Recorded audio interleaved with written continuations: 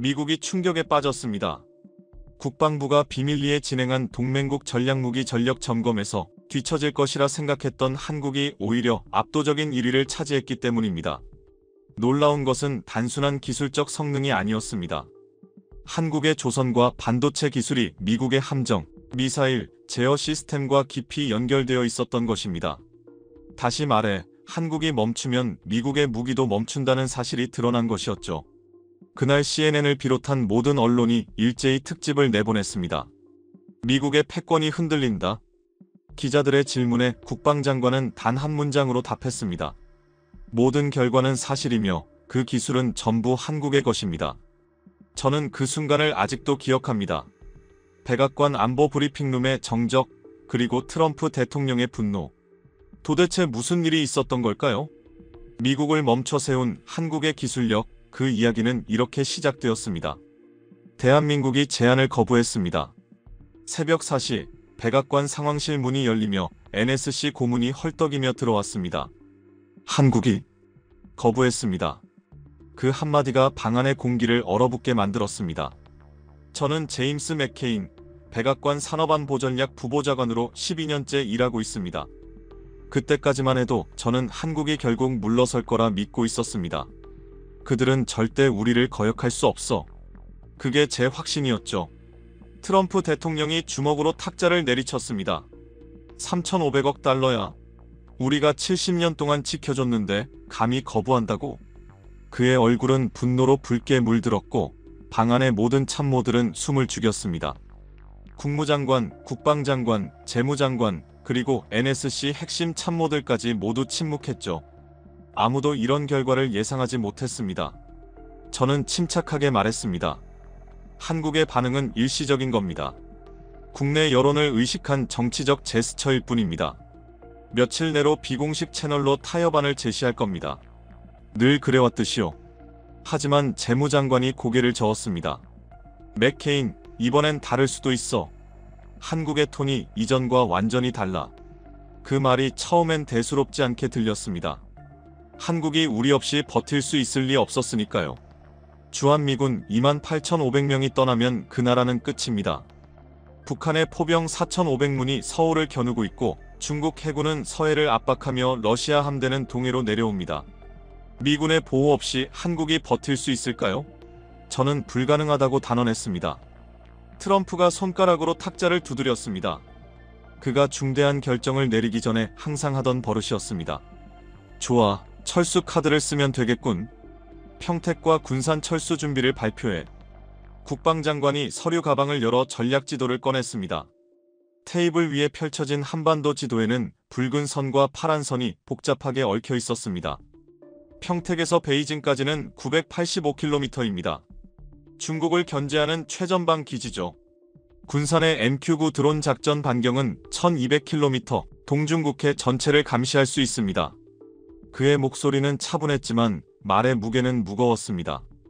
이 기지들을 잃으면 인도태평양 전략 전체에 구멍이 납니다. 중국 해군을 견제할 최전선이 사라지는 겁니다. 국방장관의 경고에 저는 코웃음을 쳤습니다. 그건 한국이 걱정할 문제지 우리가 걱정할 일은 아닙니다.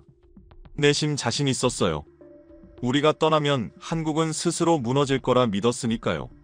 그때 NSC 고문이 태블릿을 들어 올렸습니다. 여론조사 결과입니다. 국민의 78%가 정부의 거부 결정을 지지하고 있습니다. 숫자를 보자마자 저는 피식 웃었습니다. 감정적인 반응일 뿐입니다. 실제로 철수를 시작하면 그들은 곧 두려움에 휩싸이겠죠. 부동산이 폭락하고 주식이 붕괴하며 외국 자본이 빠져나가면 현실을 깨닫게 될 겁니다. 그때까지만 해도 저는 몰랐습니다. 그 감정적 반응이 우리가 잃게 될 신뢰의 시작이었다는 것을. 그때 가서야 현실을 깨닫게 될 거라고 믿었습니다. 트럼프 대통령은 의자에서 몸을 앞으로 숙이며 결론을 내렸습니다. 좋아, 45일의 시한을 주자. 그때까지 3,500억 달러를 내지 않으면 철수를 시작한다. 그는 곧바로 펜을 들어 문서에 서명했습니다. 붉은 잉크로 또렷하게 적힌 서명, 도널드 J. 트럼프. 그 글씨는 마치 명령서처럼 종이 위에 각인되었습니다. 옆에는 납부 시한 45일이라는 도장이 찍혔습니다. 이 문서를 한국 정부에 직접 전달하세요. 그리고 언론에도 흘리세요. 압박을 극대화해야 합니다. 그 한마디로 모든 것이 결정되었습니다. 회의가 끝나자 무겁던 공기가 한순간에 빠져나갔고 사람들은 말없이 자리에서 일어났습니다. 복도로 나오니 새벽의 백악관은 정적에 잠겨 있었습니다. 조용한 조명 아래 역대 대통령들의 초상화가 줄지어 걸려 있었죠. 링컨, 루즈벨트, 케네디 모두가 각자의 시대에 어려운 결정을 내렸을 겁니다. 하지만 이번만큼 단순하고 동시에 위험한 결정은 없었습니다. 집무실로 돌아온 저는 커피를 내렸습니다.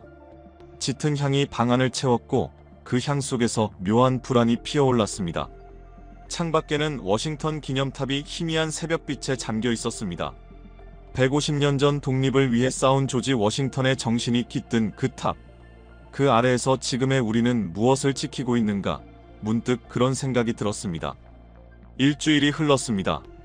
한국 정부는 여전히 침묵하고 있었습니다. 비공식 채널조차 움직이지 않았습니다. 이상했습니다. 보통이라면 물밑 협상이 시작되었을 텐데 이번엔 아무 기척이 없었죠. 9월 20일 아침 펜타곤의 분석관이 급히 제 집무실을 찾아왔습니다.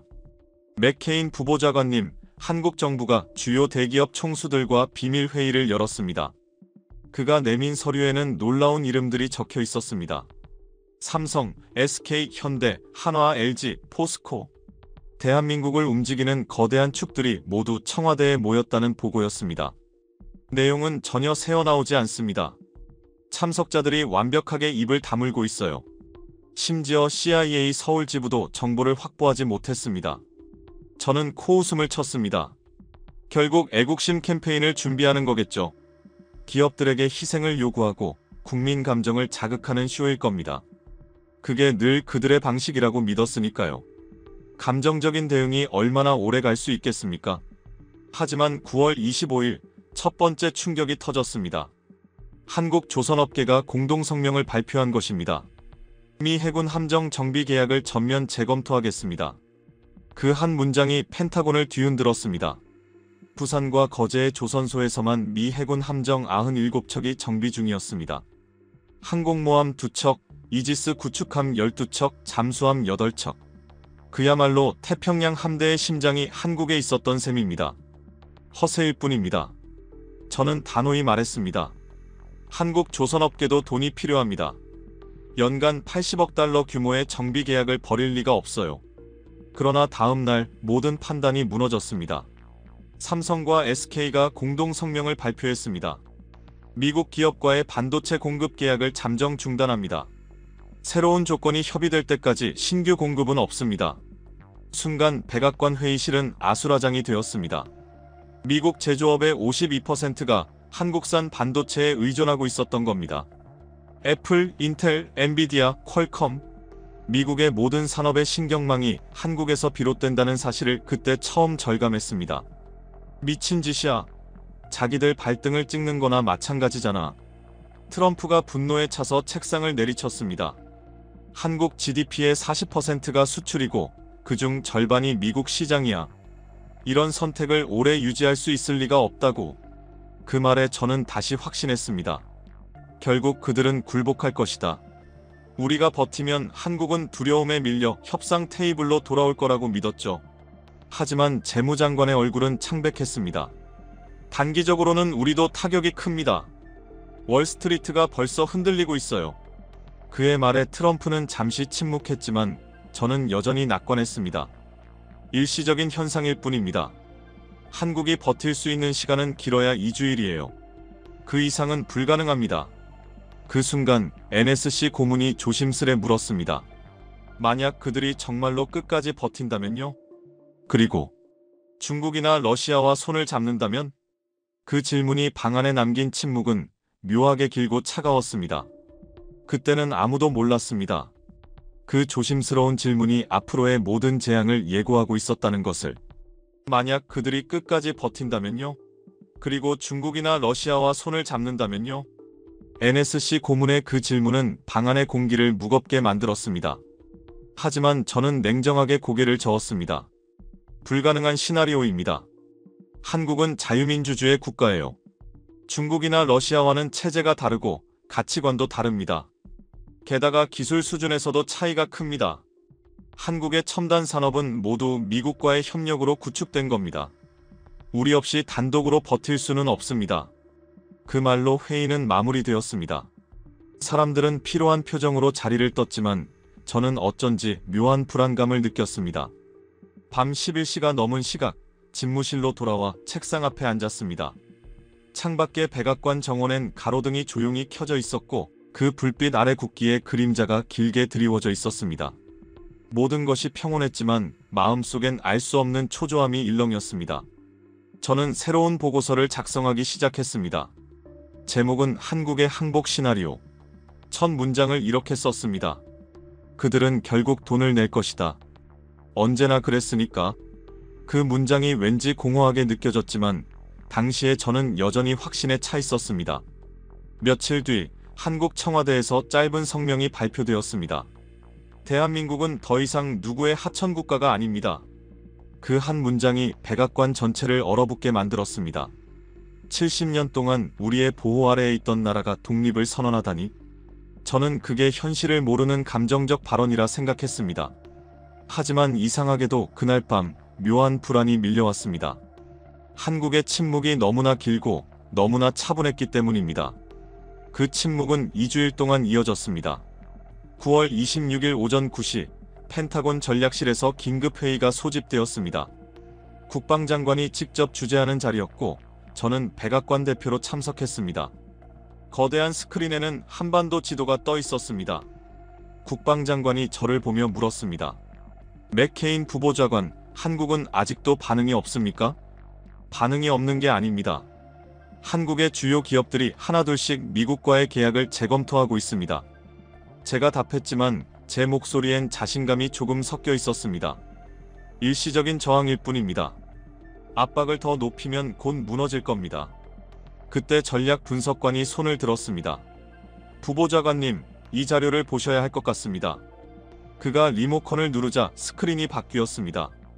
평택 미군 기지를 중심으로 한 작전 반경도가 나타났습니다. 붉은 원이 베이징과 상하이, 텐진 등 중국 연안 도시들을 완전히 덮고 있었습니다. 분석관이 말했습니다. 평택은 단순한 주둔지가 아닙니다. 이곳에서 이륙한 F-35는 15분 만에 베이징 상공에 도달할 수 있습니다. THAAD 레이더는 중국 내륙 1500km까지 감시합니다. 저는 이미 알고 있는 사실이라 대수롭지 않게 넘겼습니다. 그래서 문제라는 게 뭡니까? 그가 다음 슬라이드를 띄웠습니다. 문제는 대체지입니다. 평택을 대신할 곳이 없습니다. 저는 즉시 반박했습니다. 일본이 있잖아요. 일본은 너무 멉니다. 오키나와에서 베이징까지는 1800km입니다. 작전 효율이 절반 이하로 떨어집니다. 국방장관이 조용히 말을 이었습니다. 더 큰 문제가 있습니다. 군산을 보십시오. 화면에는 서해를 가로지르는 수많은 비행 경로가 표시된 군산 공군기지의 지도 확대도가 나타났습니다. 군산은 중국 해군의 움직임을 실시간으로 감시하는 최전방 초소입니다. 이곳에서 매일 24시간 정찰기들이 중국 함대를 추적합니다. 이 기지를 잃는다면 우리는 장님이 되는 셈입니다. 이어서 화면에는 국방부 내부 보고서의 문장이 굵게 표시되었습니다. 평택은 인도태평양의 심장부다. 그 문구가 붉은 글씨로 강조되어 있었습니다. 하지만 저는 여전히 흔들리지 않았습니다. 그래서 결론이 뭡니까? 한국이 우리를 버릴 수 있다고 생각하십니까? 중국과 북한 사이에서 혼자 살아남을 수 있다고요? 그때 국방장관이 길게 숨을 내쉬며 말했습니다. 맥케인, 문제를 단순하게 보지 마세요. 그 한마디가 제 안에서 오랫동안 메아리 쳤습니다. 그때는 이해하지 못했지만 나중에야 알았습니다. 그 말이 우리가 70년 동안 과신해온 착각의 균열이 시작되는 순간이었다는 것을. 이건 한국만의 문제가 아닙니다. 분석관이 조용히 말을 꺼내며 새로운 지도를 띄웠습니다. 스크린에는 태평양 전체가 펼쳐져 있었고 그 위에 미군 기지들이 점으로 표시되어 있었습니다. 그런데 한국이 빠지자 거대한 공백이 생겼습니다. 붉은 점들이 이어지던 선이 갑자기 끊기면서 태평양 한가운데 커다란 구멍이 뚫린 듯 보였죠. 한국이 빠지면 우리의 대중국 포위망이 무너집니다. 괌과 일본 사이 약 2000km 구간이 완전히 비게 됩니다. 중국 해군이 아무런 제약 없이 태평양으로 진출할 수 있다는 뜻입니다. 그의 말은 논리적으로 완벽했습니다. 그러나 제 머릿속에서는 여전히 그럴 리 없다는 생각이 맴돌았습니다. 이론적으로는 맞지만 현실은 다릅니다. 한국이 미국 없이 버틸 수 없다는 건 명백한 사실이에요. 그들도 이걸 잘 압니다. 절대 우리를 떠날 수 없어요. 그때 회의실 문이 급히 열렸습니다. 국방장관의 부관이 숨을 헐떡이며 들어왔습니다. 긴급 보고입니다. 한국 국방부가 독자적인 방위 계획을 발표했습니다. 회의실이 술렁거렸습니다. 저도 잠시 말을 잃었습니다. 독자적 방위 계획이라니 그게 가능하다는 겁니까? 부관이 태블릿을 건네며 설명했습니다. 한국이 이스라엘식 전방위 방어 체계를 구축하겠다고 합니다. 자체 개발한 미사일 방어 시스템을 전면 배치하고 예비군 200만 명을 즉각 동원 가능한 상태로 전환한다는 내용입니다. 저는 비웃음을 감추지 못했습니다. 이스라엘이 그런 시스템을 유지할 수 있는 이유는 미국의 지원 덕분입니다. 한국 혼자서 그런 걸 운영할 수는 없습니다. 그러나 국방장관은 고개를 저었습니다. 맥케인, 당신이 간과하고 있는 게 있습니다. 새로운 자료가 화면에 나타났습니다. 그건 한국의 최근 무기 수출 실적이었습니다. 폴란드의 K2 전차 1000대, 호주의 K9 자주포 300문, 노르웨이의 200문. 그 숫자들이 차례로 스크린을 채워나갔습니다. 작년 한국의 방산 수출액이 200억 달러를 넘었습니다. 세계 4위입니다. 국방장관이 덧붙였습니다. 이제 한국은 무기를 사는 나라가 아니라 파는 나라예요. 순간 제 머릿속이 하얘졌습니다. 언제부터 한국이 이렇게 성장한 거지? 몇 년 전만 해도 단순한 조립생산기지 수준이었는데 이젠 전 세계에 무기를 수출하는 국가라니 믿기지 않았습니다. 하지만 저는 여전히 고집스러웠습니다. 그래도 미국의 우산 없이는 한계가 있을 겁니다. 그때 분석관이 다시 리모컨을 눌렀습니다. 화면에 세 표가 떴습니다. 빽빽한 일정표, 그리고 그중 3분의 1이 붉은색으로 칠해져 있었습니다. 한국이 떠나면 태평양 함대의 정비가 마비됩니다. 그가 설명했습니다. 이 빨간색 표시된 함정들이 전부 한국 조선소에서 정비 중인 함정들입니다. 부산과 거제 조선소는 세계 최고 수준이에요. 미국 조선소보다 빠르고 정밀하고 비용도 저렴합니다. 여기서 정비가 중단되면 태평양 함대의 3분의 1이 작전 불능 상태가 됩니다. 국방장관이 낮은 목소리로 물었습니다. 그럼 일본 조선소로 옮기면 되지 않습니까? 분석관이 고개를 저었습니다. 불가능합니다. 일본은 이미 포화 상태입니다. 게다가 한국만큼의 기술력도 없습니다. 그 말을 듣는 순간 제 안에서 무엇인가 무너져 내리는 느낌이 들었습니다. 우리가 그렇게 믿어왔던 기술 우위가 이미 한국에 넘어가 있었던 겁니다. 언제부터 이런 일이 벌어진 걸까? 어떻게 우리가 눈치채지 못한 걸까? 하지만 저는 여전히 현실을 인정하기 싫었습니다. 그래도 결국 한국이 손해를 볼 겁니다. 미 해군 정비 계약은 엄청난 수익이에요. 그때 분석관이 단호히 말했습니다. 아닙니다. 한국 조선업계는 이미 중국과 중동에서 새로운 계약을 따냈습니다. 미국을 대체할 시장을 확보하고 있습니다. 저는 말을 잃었습니다. 한국이 미국 없이도 살아남을 수 있다는 듯이 행동하고 있었어요. 이건 단순한 협상 전술이 아니었습니다. 진짜로 독립을 준비하고 있었습니다. 국방장관이 마지막으로 지도를 가리켰습니다. 맥케인, 이 지도를 잘 보세요. 한국이 빠진 자리를 누가 채울 수 있겠습니까? 평택과 군산이 사라진 지도는 마치 심장이 빠진 인체처럼 텅 비어 있었습니다. 대만은 어떻습니까? 제가 물었습니다. 너무 남쪽이에요. 그리고 중국과 너무 가까워 위험합니다. 필리핀은요? 인프라가 없습니다. 평택 같은 기지를 만들려면 최소 10년이 걸릴 겁니다. 그 말이 끝났을 때 회의실은 숨소리조차 들리지 않을 만큼 조용해졌습니다. 대안이 없었습니다. 한국을 대체할 곳이 정말로 없었죠. 그 사실이 서서히 제 머릿속에 스며들었습니다. 하지만 저는 여전히 현실을 부정했습니다. 그래도 한국은 우리를 필요로 합니다. 북한의 위협이 있는 한 그들은 우리를 떠날 수 없어요. 그 말은 마치 제 자신에게 하는 위로 같았습니다. 그리고 나중에서야 깨달았습니다. 그건 위로가 아니라 절망 속에서 붙잡은 마지막 착각이었다는 것을. 국방장관이 의미심장한 표정으로 제 쪽을 바라보았습니다. 정말 그럴까요, 맥케인? 한국이 정말로 우리가 없으면 안 될까요? 그 말과 함께 스크린에 새로운 영상이 재생되었습니다. 한국군의 최신 훈련 영상이었어요.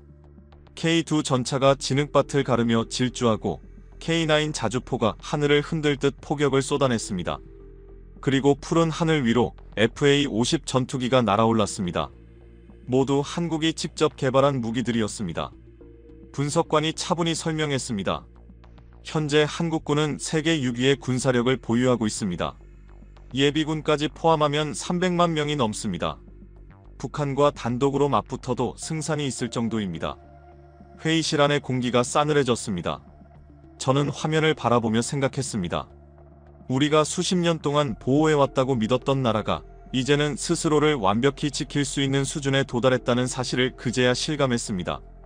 언제 이렇게 성장한 걸까요? 그들은 더 이상 우리가 알던 작은 동맹국이 아니었습니다. 분석관이 마지막 슬라이드를 띄웠습니다. 결론입니다.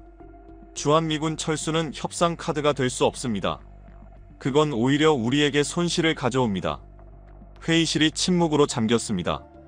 저는 여전히 납득이 가지 않았습니다. 그래도 한국도 잃을 게 많습니다. 경제적으로 미국 시장을 포기할 수는 없을 겁니다. 그 순간 국방장관이 조용히 자리에서 일어섰습니다. 회의는 여기까지입니다. 그리고 저를 향해 덧붙였습니다. 맥케인, 한 가지만 기억하세요. 힘의 균형이 바뀌고 있습니다. 한국은 더 이상 70년 전의 그 나라가 아니에요. 그 말을 마지막으로 회의는 끝났습니다. 복도를 걸으며 저는 깊은 생각에 빠졌습니다. 만약 한국이 진짜로 독립을 선택한다면 우리의 아시아 전략은 어떻게 될까? 창밖을 내다보니 펜타곤 주차장에 늘어선 차량들이 보였습니다. 그중 절반 이상이 현대와 기아 로고가 붙은 한국산 자동차였습니다. 언제부터 이렇게 된 걸까? 한국 제품은 이미 미국의 일상 깊숙이 들어와 있었습니다. 스마트폰 속 반도체, TV의 디스플레이, 자동차의 배터리 올 한국산이었죠.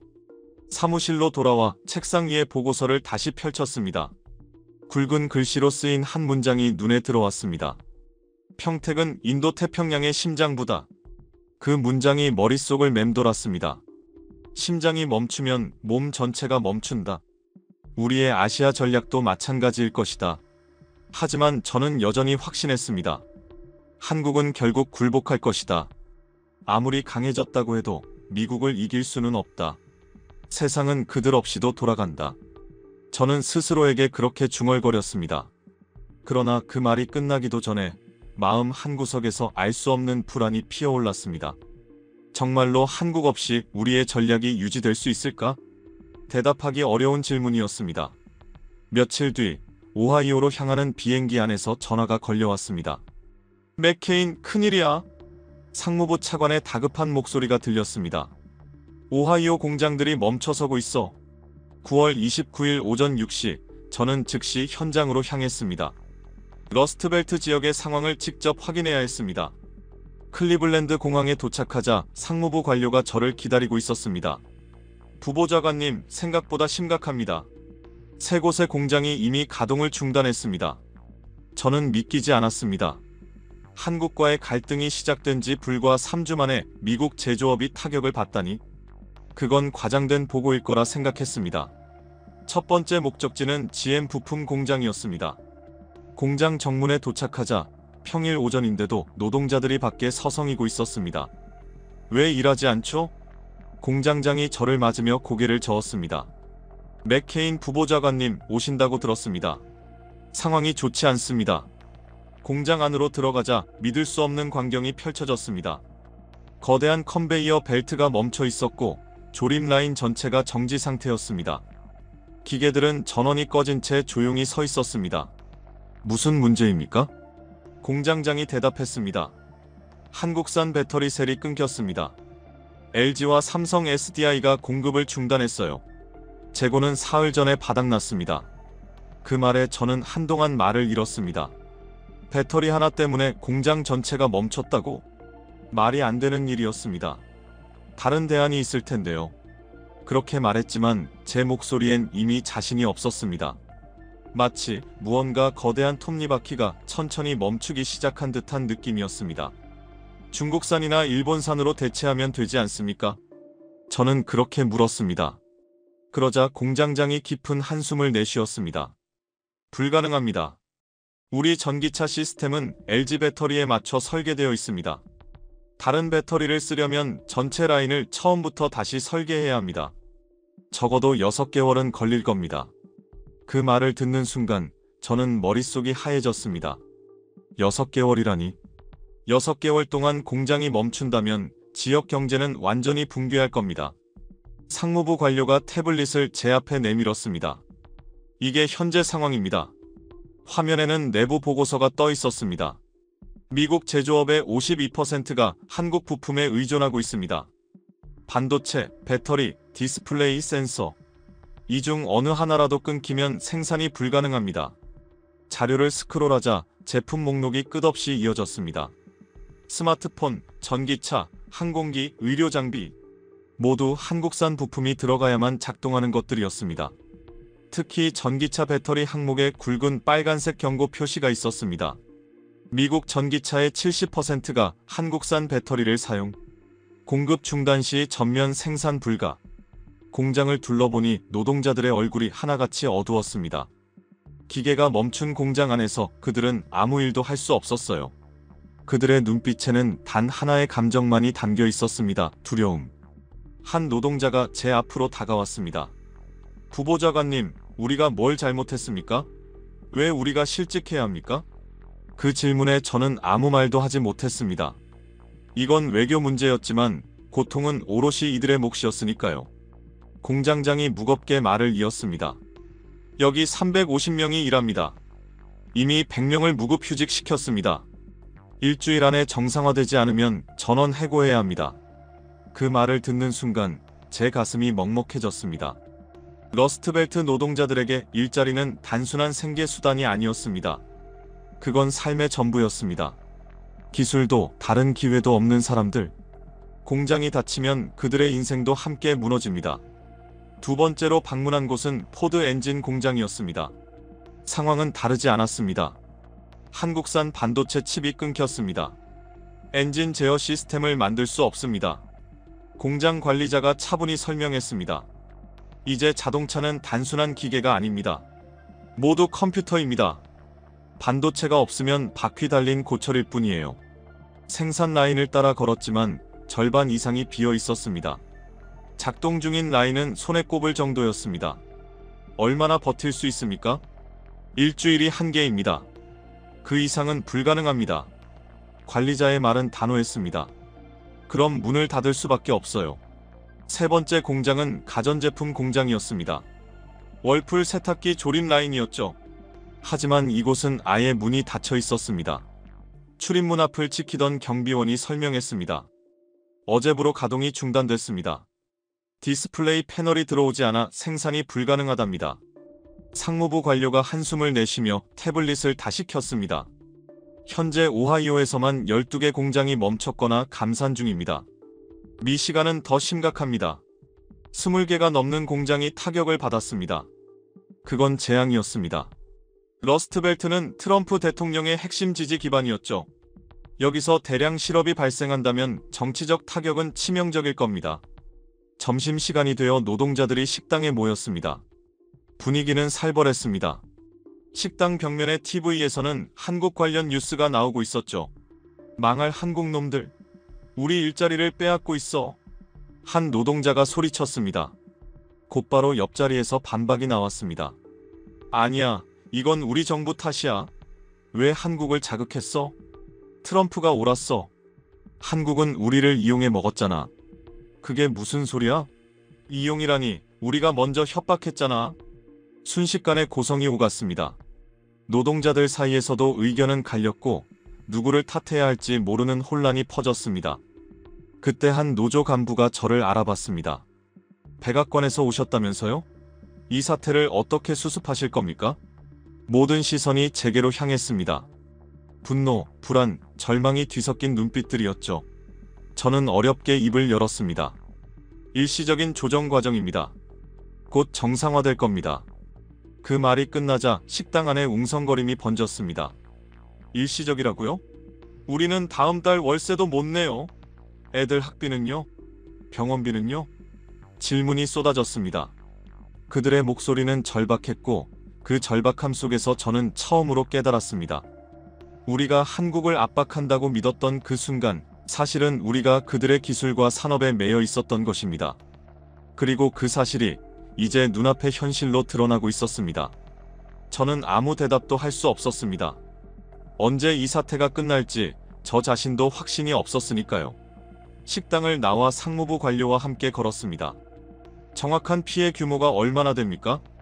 그가 가방에서 서류를 꺼내 펼쳤습니다. 현재까지 확인된 것만 15만 명이 일자리를 잃을 위기에 있습니다. 한 달 안에 해결되지 않으면 100만 명이 넘을 겁니다. 그 숫자를 듣는 순간 제 머릿속이 멍해졌습니다. 이건 단순한 무역 분쟁이 아니었습니다. 미국 제조업의 존립, 아니 미국 경제의 심장이 흔들리고 있었던 겁니다. 대체 공급처를 찾을 수 없습니까? 제가 묻자 관료가 고개를 저었습니다. 시간이 필요합니다. 한국 기업들은 10년 넘게 미국 산업과 함께 시스템을 구축해왔습니다. 하루아침에 대체할 수는 없습니다. 차량에 올라 다음 공장으로 향하는 길, 도로 양옆으로 시위대가 모여 있었습니다. 일자리를 돌려달라, 한국과 협상하라라는 문구가 적힌 플래카드들이 보였습니다. 흥미로운 건 시위대가 둘로 나뉘어 있었다는 것이었습니다. 한쪽은 한국이 미국을 배신했다고 외쳤고 다른 한쪽은 트럼프 정부가 모든 걸 망쳤다고 비난했습니다. 미국 내부의 균열이 눈앞에서 현실이 되어가고 있었습니다. 마지막으로 방문한 곳은 테슬라 배터리 공장이었습니다. 이곳은 파나소닉과 협력해 자체 배터리를 생산하는 공장이었기에 상황이 조금 다를 거라 생각했습니다. 우리는 한국 배터리를 안 씁니다. 괜찮습니다. 공장 매니저가 자신있게 말했습니다.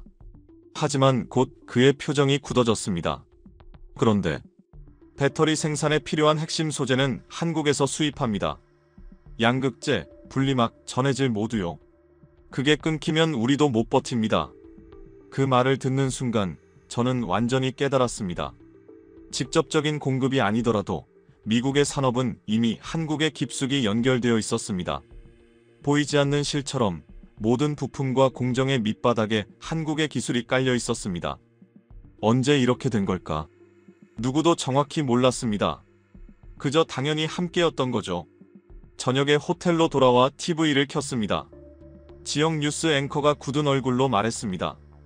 오하이오주 실업률이 급상승하고 있습니다. 공장 폐쇄가 도미노처럼 이어지고 있습니다.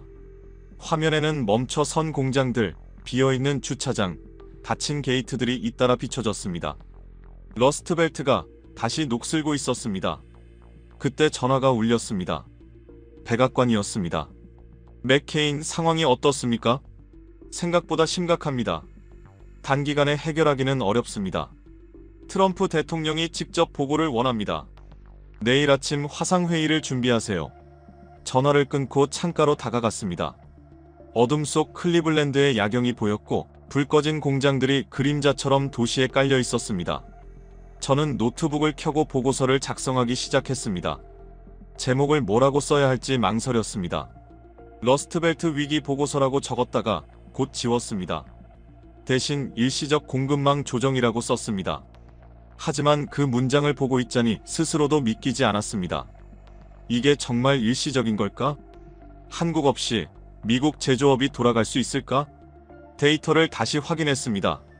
미국 제조업의 52%가 한국 부품에 의존, 전기차 배터리의 70%가 한국산, 반도체의 40%가 삼성과 SK에서 공급. 숫자가 모든 걸 말해주고 있었습니다. 한국은 단순한 부품 공급국이 아니었습니다. 그들은 이미 미국 산업의 심장이었습니다. 그리고 지금 그 심장이 멈추고 있었습니다. 오늘 하루 동안 제가 본 것들이 그 증거였습니다. 멈춰선 공장들, 일터를 잃은 노동자들, 분노와 혼란 속의 시민들. 저는 조용히 중얼거렸습니다. 잠시의 불편일 뿐이다. 하지만 그 말의 끝에 제 입에서 무심코 또 다른 단어가 흘러나왔습니다. 아마도. 그때 처음으로 제 안의 확신이 무너졌습니다. 정말로 한국 없이 우리가 버틸 수 있을까? 그들이 정말 단순한 하청업체에 불과할까? 밤은 깊어가고 있었고 러스트벨트의 공장들은 하나둘씩 불을 끄며 멈춰가고 있었습니다. 다음 날 펜타곤으로 돌아오자 미 해군 작전사령부에서 긴급회의가 소집되어 있었습니다. 회의실에는 이미 제독들이 모여 있었고 평소에 자신감 넘치던 얼굴들은 모두 어두워져 있었습니다. 저는 백악관 대표 자격으로 참석했습니다. 상황이 예상보다 훨씬 심각합니다. 미 해군 대령이 브리핑을 시작했습니다. 그는 한국 조선소들이 미 해군 함정 정비를 전면 중단했다고 보고했습니다.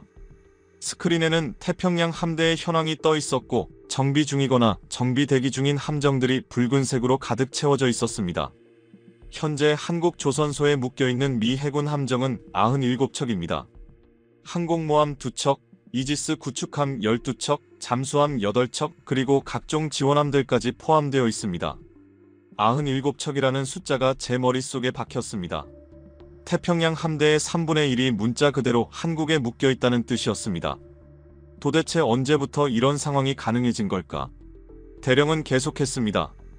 부산의 한진중공업, 거제의 대우조선해양, 울산의 현대중공업. 이 세 곳이 세계 최고의 함정 정비 시설을 갖추고 있습니다.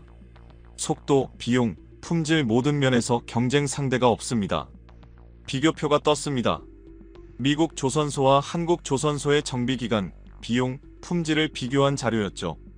예를 들어 항공모함 정기정비의 경우 미국은 18개월에 10억 달러가 드는데 한국은 12개월에 6억 달러에 불과했습니다. 품질 또한 오히려 한국 쪽이 우수하다는 수치가 나왔습니다.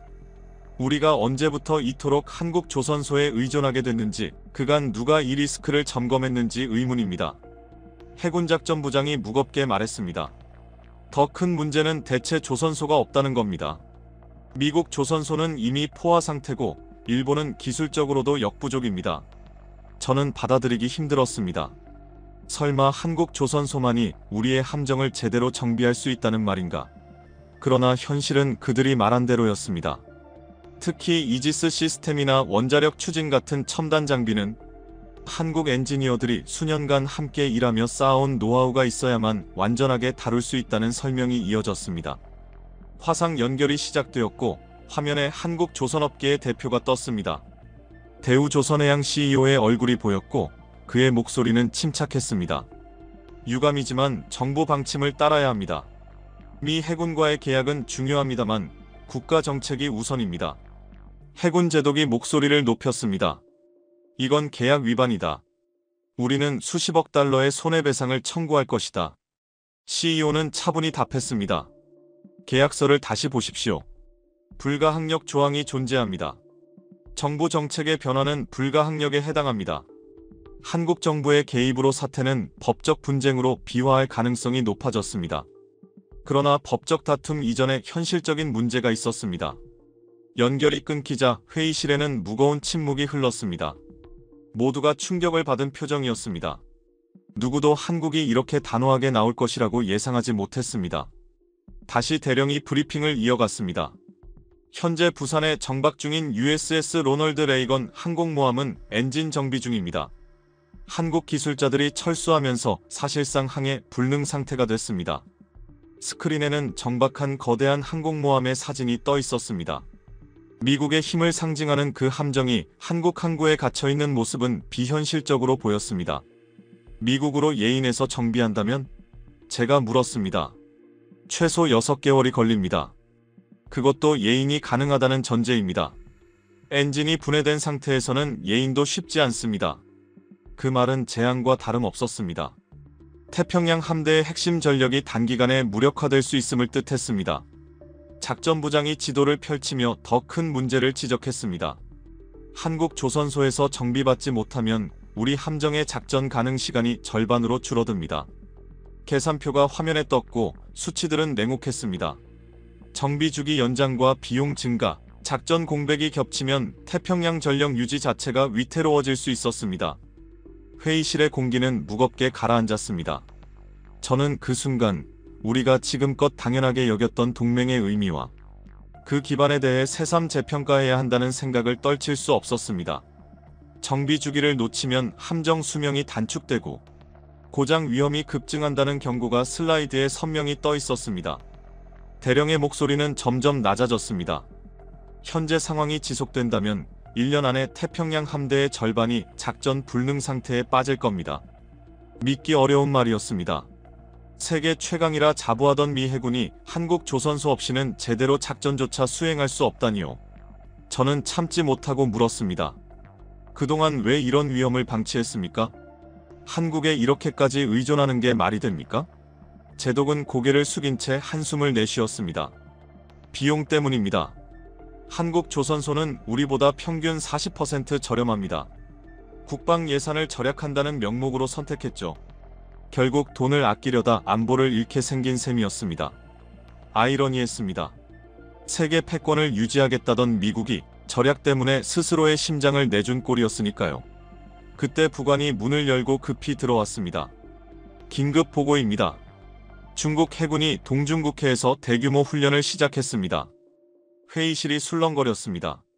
최악의 타이밍이었습니다. 우리 함대가 마비된 틈을 중국이 정밀하게 노리고 있었던 겁니다. 스크린에 위성사진이 떴습니다. 중국 항공모함 야오닝과 산둥이 기동 중이었고 주변에는 구축함과 잠수함 수십 척이 함께 움직이고 있었습니다. 중국이 우리의 상황을 알고 있습니다. 누군가 중얼거렸습니다. 그건 사실이었습니다.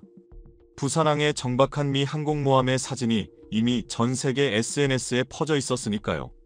무력하게 묶인 거대한 함정은 이제 미국의 약점을 상징하는 이미지가 되어버렸습니다.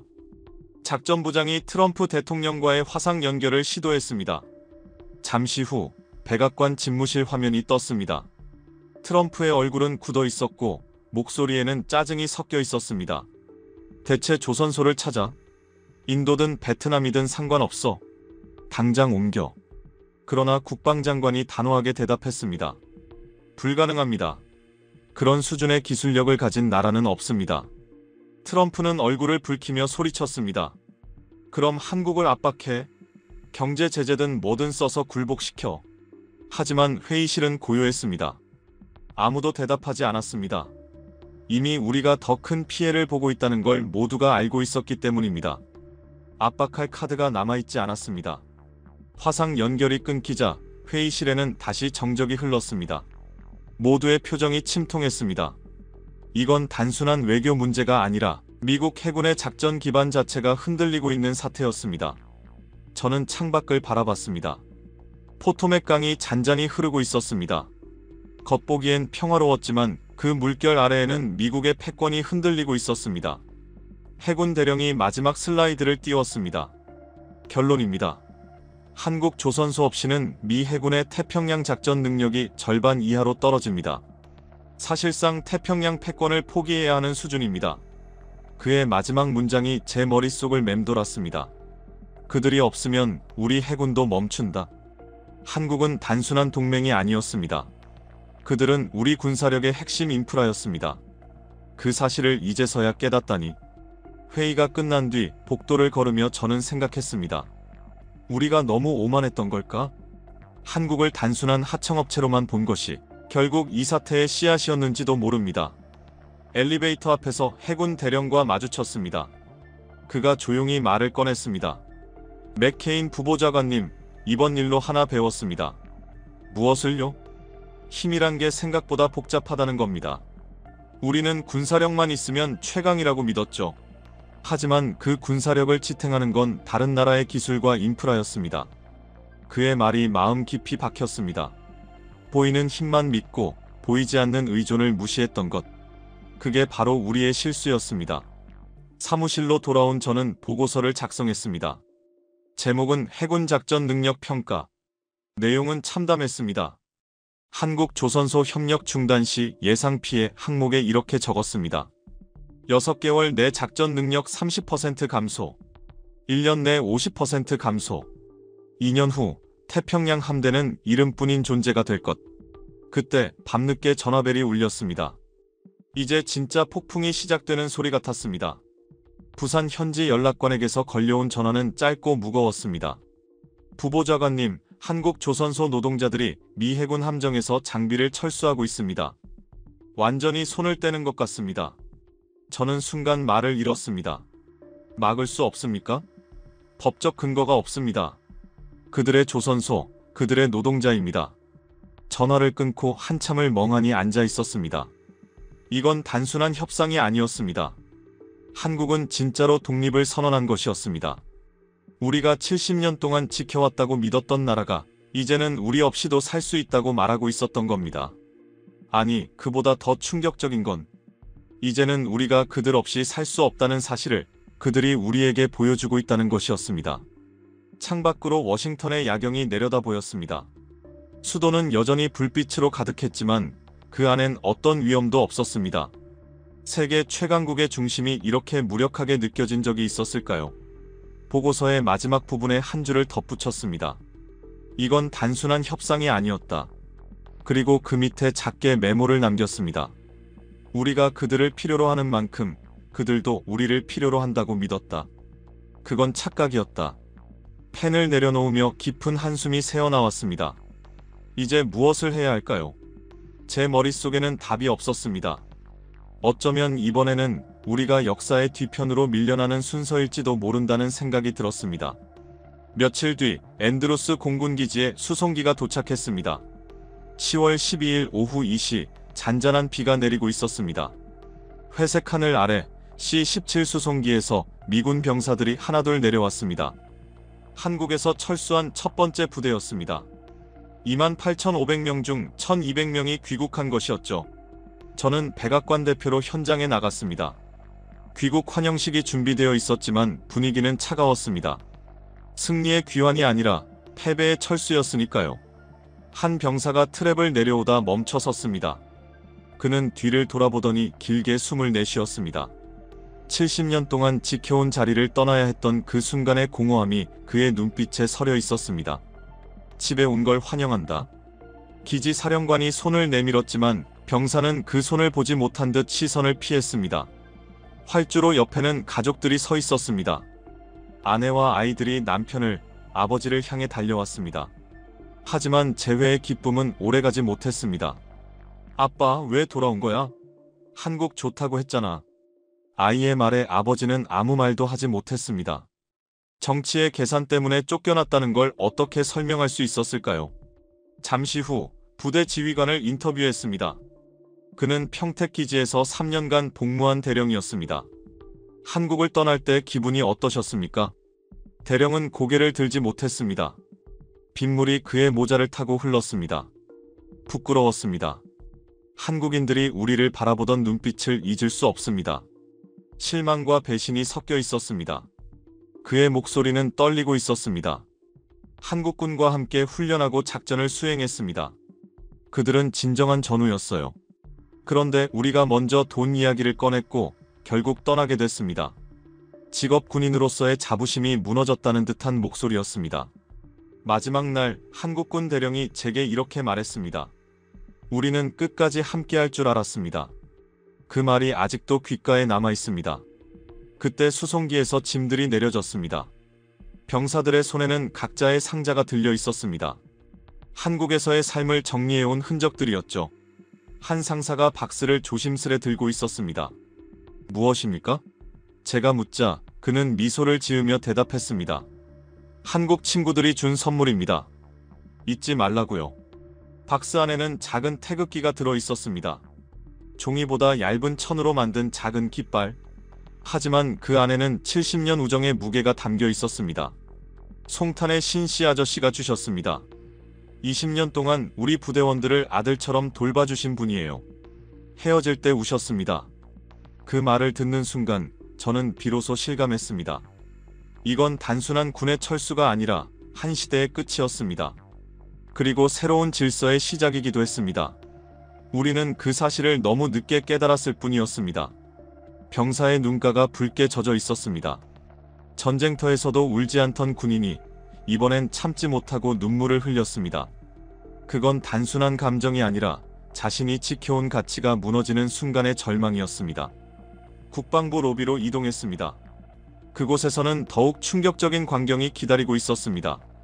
수백 명의 사람들이 모여 있었고 모두 플래카드를 들고 있었습니다. 우리 남편들에게 일자리를 돌려주세요. 한국에 있어야 할 군인들이 왜 여기 있나요? 군인 가족도 먹고 살아야 합니다. 그들은 철수한 주한미군들의 가족이었습니다. 평택과 군산, 오산 기지 내에서 일하던 이들이었죠. 식당, 매점, 세탁소, 보급창에서 일하며 군인들과 함께 살아온 사람들이었습니다. 한국에서 그들의 삶은 단순한 일터가 아니라 공동체였습니다. 한 중년 여성이 마이크를 잡았습니다. 저는 평택 기지에서 10년간 일했습니다. 그곳이 우리 삶의 터전이었어요.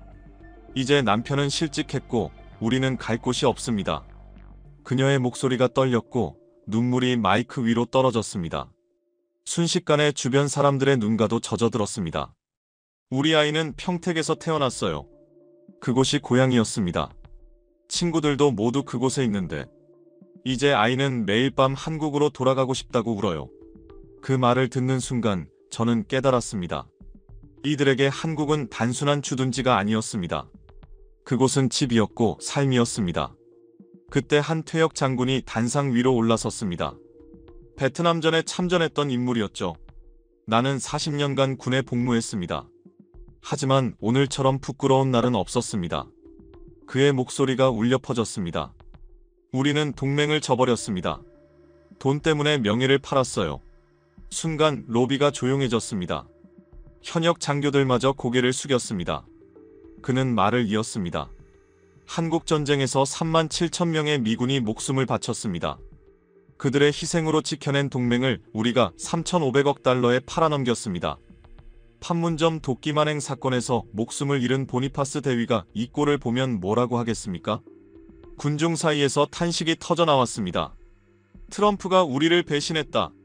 누군가 소리쳤습니다. 곧바로 다른 쪽에서 반박이 들렸습니다. 아니야, 한국이 먼저 우리를 버렸어. 순식간에 시위대는 두 갈래로 나뉘었습니다. 서로를 향해 손가락질하며 고함이 오갔고 경찰이 급히 개입해 상황을 진정시켰습니다. 그 뒤 저는 국방부 브리핑룸으로 이동했습니다. 국방장관이 기자회견을 열고 있었습니다. 주한미군 철수는 계획대로 진행됩니다. 28,500명 전원이 다음 달까지 귀국할 예정입니다. 기자들이 일제히 손을 들었습니다. 그들을 어디에 배치할 겁니까? 미국 내 기지는 이미 포화 상태입니다. 장관의 얼굴이 굳었습니다. 현재 검토 중입니다. 짧은 답변이었지만 그 속엔 무력함이 깃들어 있었습니다. 진실은 훨씬 잔혹했습니다. 돌아온 병사들을 수용할 기지가 없었습니다. 막사도, 숙소도, 심지어 가족주택조차 부족했습니다. 너무 급하게 철수해버린 탓에 어떤 대비도 되어 있지 않았던 겁니다. 다른 기자가 물었습니다. 한국 주둔비로 들어가던 연간 20억 달러를 어떻게 처리하실 건가요? 그 비용으로 국내 기지를 확충할 계획입니다. 장관은 그렇게 답했지만 모두가 알고 있었습니다. 20억 달러로는 평택 같은 기지를 만들 수 없다는 걸. 한국이 제공했던 토지와 시설의 가치는 돈으로 환산조차 불가능했습니다. 브리핑이 끝나고 복도에서 한중령을 만났습니다. 그는 한국에서 5년간 근무한 경력이 있었습니다. 부보좌관님, 실제 상황은 더 심각합니다. 무슨 뜻입니까? 그가 낮은 목소리로 말했습니다. 한국에서 철수한 병력의 3분의 1이 전역을 신청했습니다. 사기가 완전히 무너졌습니다. 명분 없는 철수의 환멸을 느낀 겁니다. 그가 내민 서류에는 빽빽한 전역 신청서가 쌓여 있었습니다. 산더미처럼 쌓인 그 종이 더미를 바라보는 순간 저는 알 수 있었습니다. 이건 단순한 철수가 아니었습니다. 미국 군의 내부 균열이 시작된 것이었습니다. 그리고 그 균열의 단면에는 한국이라는 이름이 또렷하게 새겨져 있었습니다. 특히 한국어를 능숙하게 구사하던 정보요원들이 대거 이탈하고 있다는 보고가 이어졌습니다. 그들은 10년 넘게 한국 사회와 문화를 연구해온 전문가들이었습니다. 한 명을 양성하는데도 오랜 시간이 필요한 인재들이었죠. 대체 인력을 확보하려면 또다시 10년이 걸릴 거라는 말에 회의실이 침묵에 잠겼습니다.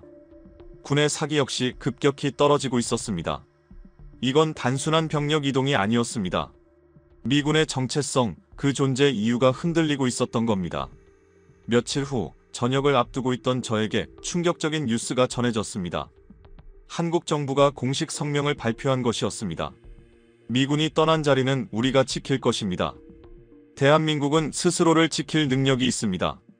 평택기지는 한국군 신속대응사령부로 전환되며 최첨단 방공 시스템과 자체 개발한 미사일 방어체계를 배치할 것입니다. 당당한 어조였습니다. 전 세계 언론이 그 발표를 긴급 속보로 내보냈습니다. CNN은 미군의 공백을 한국군이 메우다라는 자막을 달았고 BBC는 한반도에서 미국 시대의 종말이라는 문장을 헤드라인으로 올렸습니다. 반면 우리는 혼란 속에 있었습니다. 누가 진짜 강자인가 그 질문이 처음으로 현실처럼 다가왔습니다. 이어진 뉴스는 더 놀라웠습니다. 한국 국방부는 예비군 동원 체계를 전면 개편하고 이스라엘식 전 국민 방위 체계를 도입하겠다고 발표했습니다. 그리고 독자적으로 정찰위성 5기를 추가 발사하겠다고 했습니다. 한국은 우리 없이도 완벽하게 준비하고 있었고 오히려 더 강해지고 있는 듯 보였습니다. 그날 밤 저는 다시 펜타곤으로 향했습니다. 주차장에 들어서자 믿기 힘든 광경이 눈앞에 펼쳐졌습니다. 군인들이 주차장에 텐트를 치고 있었습니다. 뭐 하는 겁니까? 막사가 부족해서 여기서 자야 합니다. 한국에서 돌아온 병사들입니다. 세계 최강이라 불리던 미군이 워싱턴의 주차장에서 노숙을 하고 있었습니다. 이보다 더 비참한 장면이 있을까요? 한 병사가 담배를 피우며 중얼거렸습니다. 평택기지가 그립습니다. 그곳이 진짜 집 같았어요. 체육관도 있고 볼링장도 있었죠. 여긴 그냥 주차장이네요. 옆에 있던 동료가 말을 받았습니다. 한국 사람들도 보고 싶어요. 우리한테 가족처럼 대해줬죠. 기지 상인들이 떠날 때 다 울었어요. 70년 동안 함께였으니까요. 그들은 더 이상 주둔자가 아니었습니다. 그곳에서 함께 밥을 먹고 웃고 지내던 이웃이었습니다. 한 상병이 스마트폰을 꺼내 보여줬습니다. 카카오톡 화면에는 한국 친구들의 메시지가 빗발쳤습니다. 왜 갔어? 언제 다시 와? 그는 씁쓸하게 웃었습니다. 뭐라고 답해야 할지 모르겠어요. 이들에게 한국은 더 이상 타국이 아니었습니다. 제2의 고향이었습니다.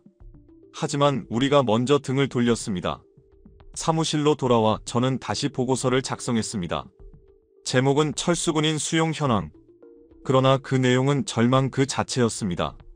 숙소 부족으로 3,000명이 임시 천막에 수용, 사기 저하로 4,000명이 전역 신청, 정신과 상담 신청자 800명 급증, 가족 해체 위기 가정 1,200세대. 문제가 산더미였습니다. 그리고 그 어떤 해결책도 보이지 않았습니다. 그때 전화가 울렸습니다. 아내였습니다. 여보, 뉴스 봤어요. 군인들이 주차장에서 자고 있다면서요? 응, 맞아.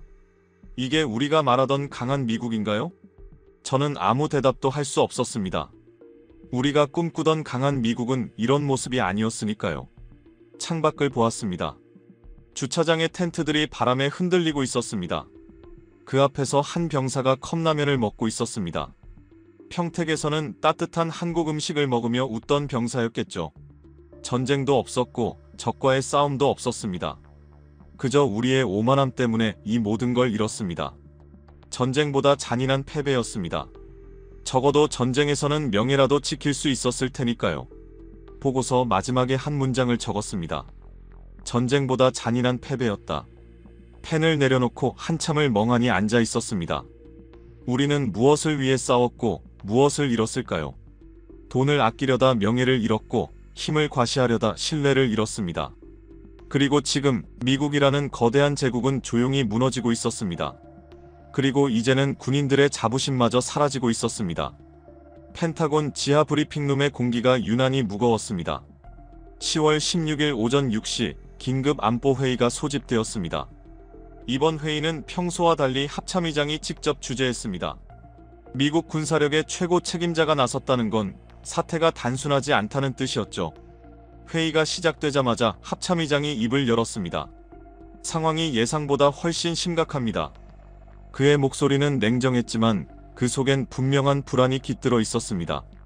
중국과 러시아가 동시에 움직이기 시작했습니다. 스크린에 위성사진이 떴습니다. 동중국해가 마치 군사박람회처럼 함정들로 빼곡히 채워져 있었습니다. 중국 항공모함 야오닝과 산둥, 러시아 순양함 바랴그가 함께 움직이며 연합함대를 구성하고 있었죠. 이번 달만 벌써 7번째 연합훈련입니다. 작전 참모가 보고했습니다. 한국에서 미군이 철수한 이후부터 훈련 횟수가 급격히 늘었습니다. 곧 합참 보고서가 화면에 나타났습니다. 빽빽한 수치들이 눈앞에 펼쳐졌습니다. 현재 미군의 작전율은 43%입니다. 순간 회의실이 술렁거렸습니다. 역대 최저치입니다. 43%. 절반도 안 되는 전력으로 태평양을 지켜야 한다는 뜻이었습니다. 국방장관이 이어받았습니다. 한국 조선소에서 정비받지 못한 함정들이 작전 불능 상태입니다. 평택과 군산기지가 사라지면서 감시 공백이 생겼습니다. 화면이 바뀌자 한반도 지도에 있던 붉은 점들이 하나둘 사라졌습니다. 그곳이 바로 미군의 전진기지였습니다. 그 자리에 뚫린 공백은 너무 컸습니다. 합참의장이 설명했습니다. 이 구멍으로 중국 해군이 자유롭게 드나들고 있습니다. 우리가 볼 수 없는 해상 사각지대가 됐습니다. CIA 동아시아 국장이 추가 보고를 했습니다. 더 큰 문제는 정보력입니다. 한국 국정원과의 협력이 끊기면서 북한과 중국의 움직임이 완전히 차단됐습니다. 우리는 지금 장님이나 다름없습니다. 그 말이 제 가슴을 세게 때렸습니다. 한국이 우리의 눈과 귀였다니요.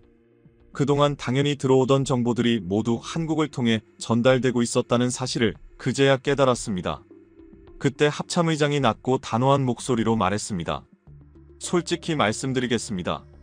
한국이 빠진 인도태평양은 존재하지 않습니다. 미 합참의장의 공식 발언이었습니다. 그보다 더 뼈아픈 인정이 있을까요? 그 한 문장은 사실상 미국의 전략이 무너졌다는 고백이었습니다. 그 사이 중국은 이미 이 상황을 감지하고 있었습니다. 대만 해협에서의 활동이 급증했습니다. 작전 참모가 추가 보고를 했습니다. 화면에 영상이 떴습니다. 중국 전투기들이 대만 방공식별구역을 무차별적으로 침범하는 장면이었습니다. 하루에 수십 대씩 들어오고 있었죠. 예전 같으면 한국 기지에서 즉각 대응했을 겁니다. 하지만 지금은 불가능했습니다. 오키나와에서 출격하면 이미 늦었습니다. 러시아의 움직임도 불길했습니다. 극동함대가 남하를 시작한 겁니다. 블라디보스토크를 출항한 잠수함들이 동해로 내려오고 있었죠. 러시아도 기회를 보고 있습니다. 미국의 약점이 드러난 걸 알고 있으니까요. 저는 말문이 막혔습니다. 단 하나의 나라, 한국이 빠졌을 뿐인데 세계 질서가 이렇게까지 무너질 수 있다는 사실이 믿기지 않았습니다. 도미노처럼 모든 게 연쇄적으로 붕괴하고 있었습니다. 국방장관이 태블릿을 들어 보였습니다. 일본도 불안해하고 있습니다. 미국이 한국을 버렸다면 다음은 자신들일 수도 있다고 생각하는 거죠. 화면에는 일본 언론의 헤드라인이 떴습니다. 미국의 신뢰성의 의문, 독자적 방위력 강화 필요? 비슷한 제목들이 줄줄이 이어졌습니다. 필리핀과 호주도 마찬가지입니다. 동맹국들이 우리를 의심하기 시작했습니다. 신뢰의 균열이 시작됐습니다. 그 말은 사실상 한국과의 갈등이 전체 동맹 체계를 뒤흔들고 있다는 선언이었습니다. 곧이어 북한 관련 보고가 올라왔습니다. 김정은이 고위급 회의를 소집했습니다. 미군 철수를 역사적 승리라고 선언했습니다. 그 순간 회의실은 완전히 얼어붙었습니다. 심지어 북한조차 이제는 우리를 조롱하고 있었습니다. 한때 세계를 통제하던 초강대국이 지금은 그 조롱조차 막을 힘이 없었습니다. 그리고 그 모든 시작점에는 우리가 너무 쉽게 놓아버린 단 하나의 이름, 한국이 있었습니다. 총 한 발 쏘지 않고 미군을 내쫓았다. 그 한 문장이 모든 걸 말해주고 있었습니다. 이보다 더 큰 굴욕이 있을까요? 합참의장이 지도를 가리켰습니다. 보십시오. 한반도가 빠진 인도태평양 지도입니다. 스크린에 비친 지도에는 거대한 공백이 있었습니다. 한반도 방패선이라 표시되어 있던 곳이 완전히 비어 있었죠. 마치 성벽에 커다란 구멍이 뚫린 듯 했습니다. 이 방패선이 없으면 중국을 막을 수 없습니다. 태평양으로 향하는 길이 활짝 열린 겁니다. 합참의장의 목소리는 낮았지만 그 안에 담긴 절망은 누구보다 컸습니다. 그제야 저는 깨달았습니다. 한국은 단순한 동맹이 아니었습니다. 미국 안보의 핵심 기둥이었습니다. 그리고 그 기둥을 무너뜨린 건 다름 아닌 우리 자신이었습니다. 국무부 차관이 외교적 여파를 보고했습니다. 유럽 동맹국들까지 비판하고 있습니다. 미국이 돈 때문에 70년 동맹을 벌였다고 말합니다. 화면에 유럽 각국의 논평이 줄줄이 떴습니다. 프랑스 대통령의 발언이 인용되었습니다. 미국의 리더십은 끝났다. 이제 유럽은 독자적인 길을 가야 한다. 독일 총리 역시 비슷한 말을 했습니다. 신뢰할 수 없는 동맹은 동맹이 아니다. 그 순간 저는 느꼈습니다. 전 세계가 미국을 더 이상 믿지 않는다는 것을. 우리의 패권이 흔들리고 있었습니다. 힘이 아니라 신뢰가 무너지고 있었던 겁니다. CIA 국장이 조심스럽게 경고했습니다. 중국은 이 틈을 놓치지 않을 겁니다. 1대1로를 통해 한국을 끌어들이려 할 겁니다. 그는 잠시 말을 멈추더니 낮은 목소리로 덧붙였습니다. 한국의 기술력과 중국의 생산력이 결합한다면 미국은 아시아에서 완전히 밀려날 것입니다. 회의실이 정적에 잠겼습니다. 누구도 반박하지 못했습니다. 그건 단순한 가정이 아니라 이미 현실로 다가오는 예고였으니까요. 합참의장이 결론을 내렸습니다. 군사적으로 우리는 더 이상 인도태평양을 통제할 수 없습니다. 한국 없이는 불가능합니다. 그 말은 사실상 패배 선언이었습니다. 저는 자리에서 일어나 보고서를 쓰기 시작했습니다. 펜이 손에 너무 무겁게 느껴졌습니다. 진실을 적는 일이 이토록 괴로울 줄 몰랐습니다. 첫 문장을 이렇게 썼습니다. 미국의 아시아 패권이 종료되고 있다. 하지만 곧 지웠습니다. 대신 일시적 조정 국면이다라고 썼죠. 그런데 그것도 스스로를 속이는 기분이 들어 다시 지웠습니다. 결국 이렇게 썼습니다. 동맹은 돈이 아니라 신뢰로 유지된다. 그리고 그 아래에 한 줄을 덧붙였습니다. 우리는 3,500억 달러를 요구하며 신뢰를 깨뜨렸다. 그 대가로 태평양을 잃고 있다. 회의가 끝나갈 무렵 합참의장이 마지막으로 입을 열었습니다. 여러분, 우리는 큰 실수를 했습니다. 힘만으로 세계를 지배할 수 있다고 믿었어요. 하지만 진정한 힘은 동맹에서 나옵니다. 그 말에 모두가 침묵했습니다. 누구도 반박하지 못했습니다. 그건 단순한 반성이 아니라 역사의 교훈이었으니까요. 회의실을 나서며 복도 벽에 걸린 사진들이 눈에 들어왔습니다. 한국전쟁 당시의 기록들이었습니다. 인천 상륙작전, 장진호 전투, 판문점 정전협정 서명식. 그때는 분명 진정한 동맹이었습니다. 그중 한 사진이 발걸음을 붙잡았습니다. 미군과 한국군이 함께 웃고 있는 흑백 사진이었죠. 사진 아래에는 이렇게 적혀 있었습니다. 혈맹 피로 맺은 동맹. 37,000명의 미군이 한국 땅에서 목숨을 바쳤습니다. 그 피의 대가로 맺어진 동맹을 우리는 돈으로 환산했습니다. 사무실로 돌아오니 창밖으로 포토맥 강이 조용히 흐르고 있었습니다. 겉보기엔 평화로웠지만 그 강 너머 태평양에서는 폭풍이 일고 있었습니다. 그때 전화가 울렸습니다. 하와이 태평양 사령부였습니다. 맥케인 부보좌관님, 중국 함대가 또 움직입니다.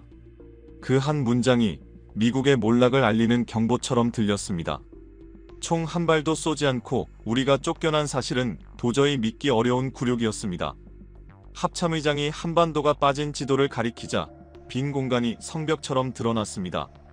한반도 방패선이라 불리던 그 선이 텅 비어 있었고 그 구멍을 통해 태평양으로 향하는 길이 활짝 열려 있었습니다.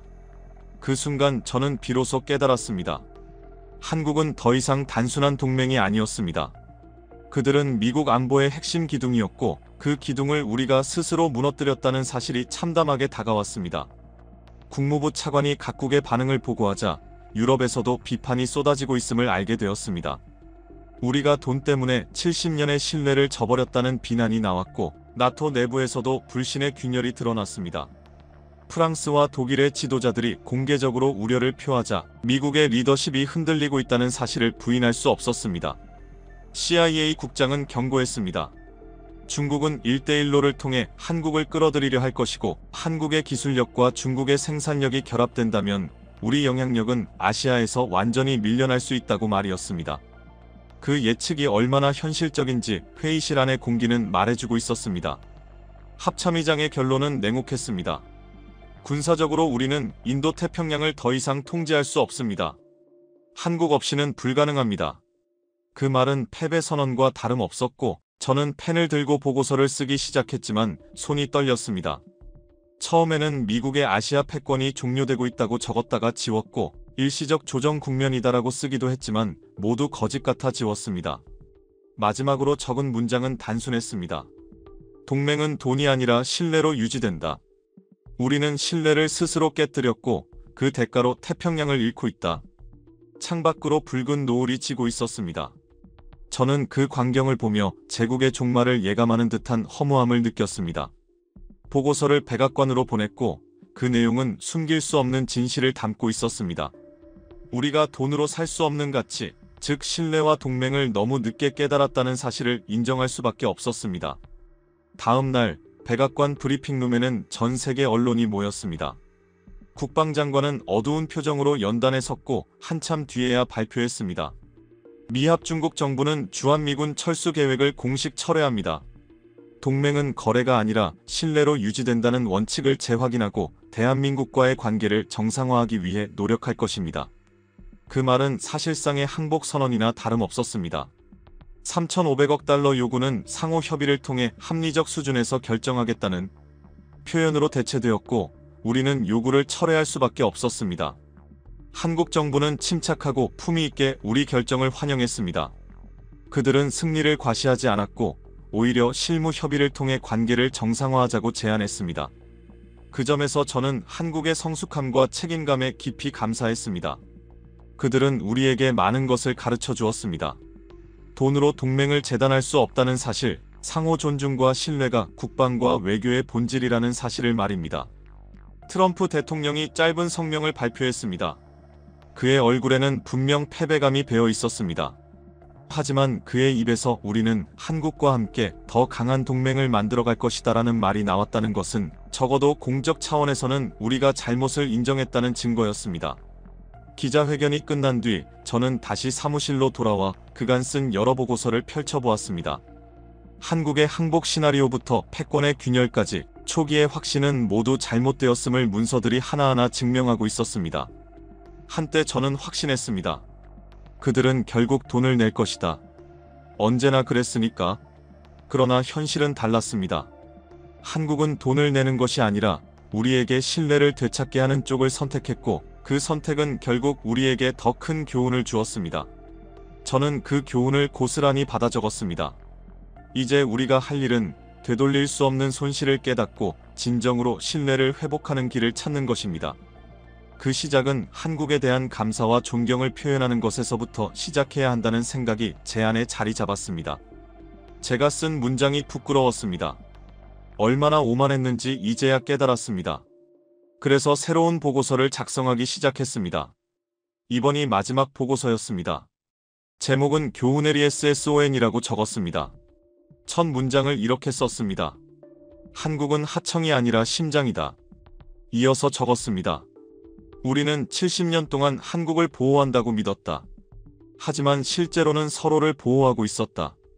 한국은 우리의 아시아 전략의 핵심이었고 우리는 한국의 안보 우산이었다. 창밖을 보았습니다. 워싱턴 기념탑이 여전히 우뚝 서 있었지만 이제는 다르게 보였습니다. 혼자 서 있는 기념탑은 더 이상 위대해 보이지 않았습니다. 함께 있어야 의미가 있다는 걸 이제야 알았으니까요. 그때 전화가 울렸습니다. 발신자는 한국 국방부 장관이었습니다. 화상 연결이 열리고 낯익은 얼굴이 화면에 나타났습니다. 맥케인 부보좌관님, 오랜만입니다. 그의 목소리는 담담했고 승자의 오만함은 느껴지지 않았습니다. 우리는 여전히 동맹입니다. 이번 일로 서로를 더 잘 이해하게 되었기를 바랍니다. 그 말이 가슴 깊이 박혔습니다. 그들은 우리를 용서하고 있었습니다. 진정한 동맹이란 바로 이런 것이었습니다. 앞으로는 서로를 더 존중하는 관계가 되기를 희망합니다. 그가 마지막으로 그렇게 말하고 통화가 끝났습니다. 저는 한참 동안 아무 말도 하지 못했습니다. 우리가 잃은 건 체면이었지만 얻은 건 교훈이었습니다. 돈으로 살 수 없는 게 있다는 걸 배웠고 동맹의 진정한 의미를 깨달았습니다. 오후에 펜타곤에서 회의가 열렸습니다. 주한미군 재배치 계획을 논의하는 자리였지만 분위기는 한 달 전과는 완전히 달랐습니다. 한국과의 관계를 어떻게 회복할까요? 한 장군이 물었습니다. 합참의장이 답했습니다. 겸손하게 다가가야 합니다.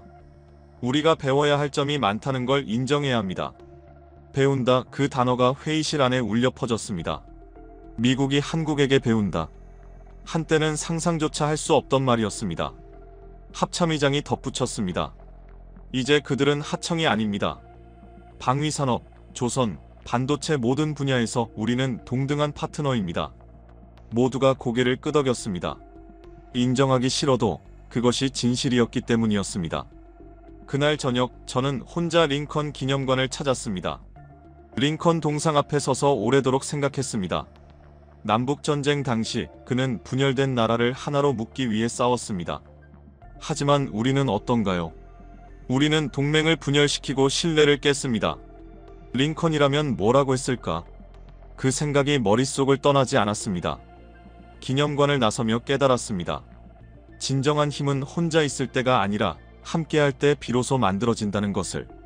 밤이 깊어 집으로 돌아오니 아내가 기다리고 있었습니다. 뉴스 봤어요. 결국 철회했네요. 응, 다른 선택이 없었어. 창피하지 않아요? 그 질문에 잠시 침묵했습니다. 한 달 전이라면 분명 창피했을 겁니다. 하지만 지금은 달랐습니다. 아니, 오히려 다행이야. 더 늦기 전에 깨달았으니까. 아내는 고개를 끄덕이며 미소 지었습니다. 잘못을 인정하는 것도 용기예요. 서재로 돌아와 마지막 보고서를 완성했습니다. 2025년 10월 11일. 미국은 중요한 교훈을 얻었다. 패권은 힘만으로 유지되지 않는다. 동맹과 신뢰가 있어야 한다. 한국과의 갈등은 우리에게 거울이 되었다. 우리가 얼마나 오만했는지, 얼마나 많은 것을 당연하게 여겼는지 보여주었다. 마지막 문장을 적었습니다. 패권은 무너졌지만 동맹은 살아있었다. 펜을 내려놓고 창밖을 바라봤습니다. 별들이 총총히 빛나고 있었습니다. 혼자 반짝이는 별은 없었습니다. 모두가 함께 빛나며 밤하늘을 이루고 있었죠. 저는 조용히 생각했습니다. 한국과 미국도 그래야 한다. 함께 빛나는 동맹으로 서로를 존중하고 신뢰하는 관계로. 전등을 끄고 서재를 나왔습니다. 복도 벽에 걸린 가족 사진이 눈에 들어왔습니다. 모두가 웃고 있었습니다. 함께여서 행복한 얼굴들이었죠. 국가도 마찬가지입니다. 혼자서는 존재할 수 없습니다.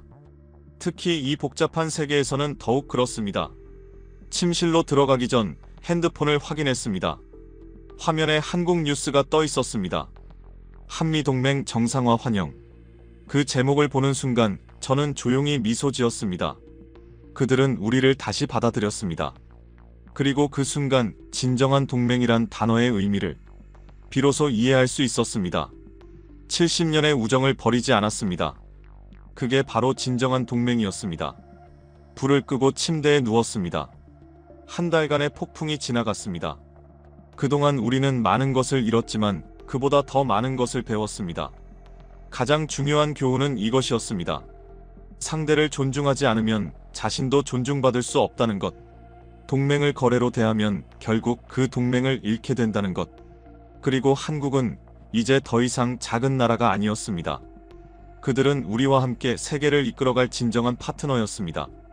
이제야 깨달았습니다. 너무 늦었을지도 모릅니다. 하지만 그래도 깨달았다는 사실이 중요했습니다. 창밖에서 새벽이 밝아오고 있었습니다. 붉은 빛이 워싱턴의 하늘을 물들이고 있었죠. 새로운 시작이었습니다. 미국과 한국이 함께 만들어갈 새로운 시대의 시작이었습니다. 이 영상을 보시는 여러분께 묻고 싶습니다. 한국을 응원하신다면 한국 최고, 한국이 더 성장하길 바라신다면 한국 분발. 여러분의 소중한 생각을 댓글로 남겨주세요. 감사합니다. 그리고 함께 해주신 모든 분들께 진심으로 경의를 표합니다. 새로운 동맹의 시대는 이제 막 시작되었습니다.